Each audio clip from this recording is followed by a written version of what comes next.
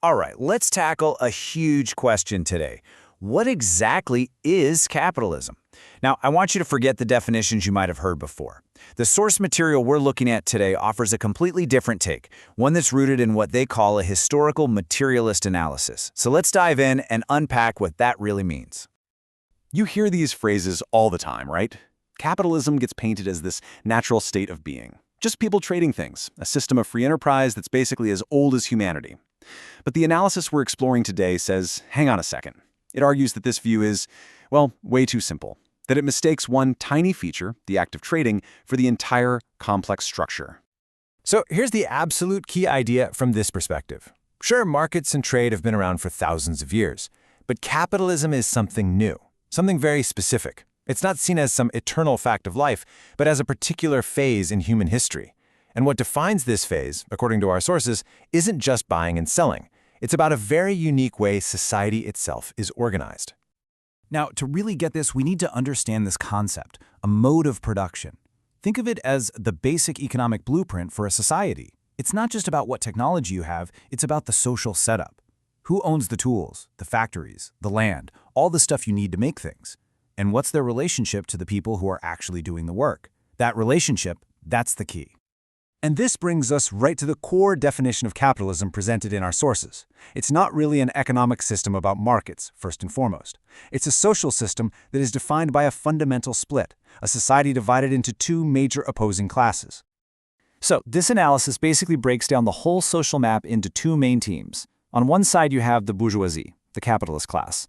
This is described as a tiny minority of people who own all the important stuff: the factories, the data centers, the land, you name it. On the other side, you have the proletariat, the working class. This is pretty much everyone else, the vast majority who don't own any of that stuff. Their only real asset, the only thing they have to sell, is their ability to work, which they have to sell to the capitalists for a wage just to get by. And this idea of freedom is absolutely critical to the whole argument. A worker in this system is no longer a serf, tied to a piece of land. They are free to move around, to work for whomever they choose. But, and this is a huge but, they are also free from any other way of making a living. They don't own a farm, they don't own a workshop, they don't have the tools to survive on their own. It's this strange, double-edged freedom that forces them into the wage system in the first place. Okay, so if capitalism is all about this wage-labor relationship, how in the world does it generate profit? According to this analysis, it's not as simple as just buying low and selling high. There's a very specific mechanism at the heart of it all, and understanding this, they argue, unlocks the real secret of where all profit comes from. This slide really shows the switch in thinking. Before capitalism, the whole point of exchange was pretty straightforward. You wanted to consume something. Let's say a shoemaker sells a commodity, shoes, to get money so they can then buy another commodity they need, like bread. The cycle is commodity, money, commodity. But under capitalism, the logic is totally flipped on its head. The capitalist starts with money, invested in commodities to produce something, and then sells the result for more money. The cycle is money, commodity, more money. The whole point isn't to live. The point is the endless accumulation of more and more capital. Let's just walk through this real quick. Step 1, a capitalist has a pile of money. Step 2, they use that cash to buy two key things: the means of production, machines and raw materials, and this very special commodity called labor power by hiring workers.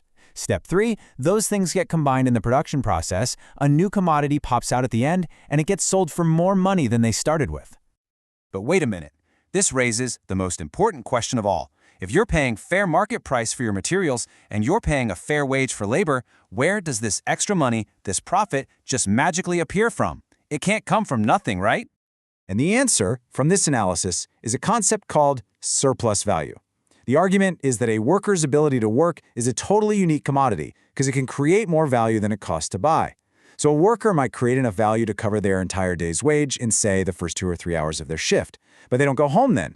The value they create for the rest of the day, that's what this framework calls surplus value. It's unpaid labor, and it gets taken by the capitalist as profit. This is presented as the secret engine of the whole system.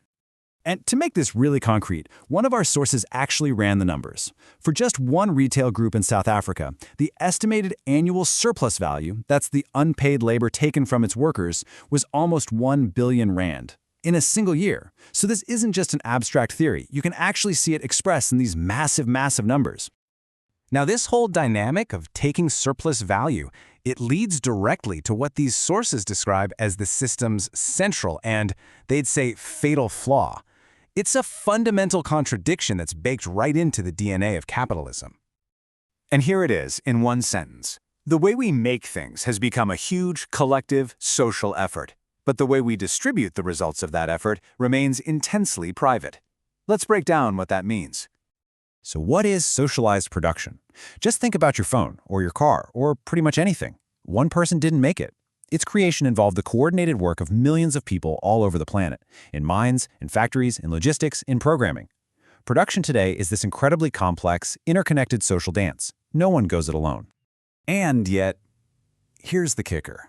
All the wealth that gets generated by this massive global social effort, it all flows into the bank accounts of the tiny minority of people who privately own the mines, the factories, and the shipping lines. So the way we make stuff is social, but who gets to keep the rewards is private. According to this framework, that's the central conflict of the whole system. And our sources argue that this isn't just some philosophical point. This contradiction is the real, material reason for the crises we see all around us. The chaos of private companies competing for profit leads to devastating economic collapses. The competition between capitalist countries for resources and markets leads to war. And the fact that we can't plan our global production for human need because it gets in the way of profit, well, that leads directly to climate catastrophe. So this brings us to the final piece of the puzzle, looking at capitalism not as some static, permanent thing, but as a system that's moving through history. It had a beginning, a middle, and, as these sources argue, it has an end. The analysis here makes a really interesting two-sided argument. In its youth, capitalism is seen as this incredibly revolutionary force. I mean, it shattered feudalism, it got rid of kings, and it unleashed science and industry on a scale nobody had ever imagined. But, the argument goes, that progressive job is done.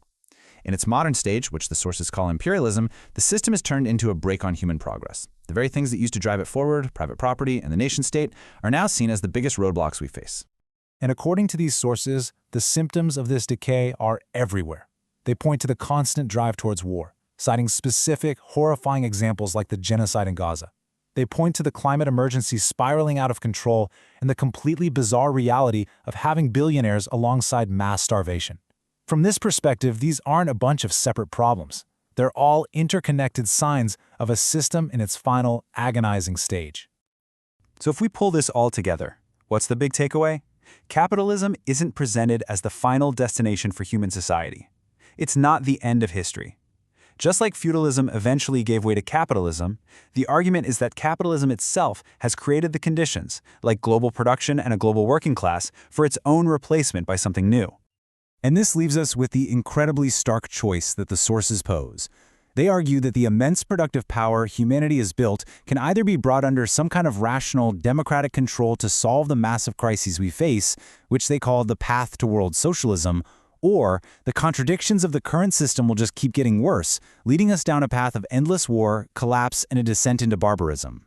The analysis presents this not as some fortune-telling, but as the fundamental choice facing all of us, right now.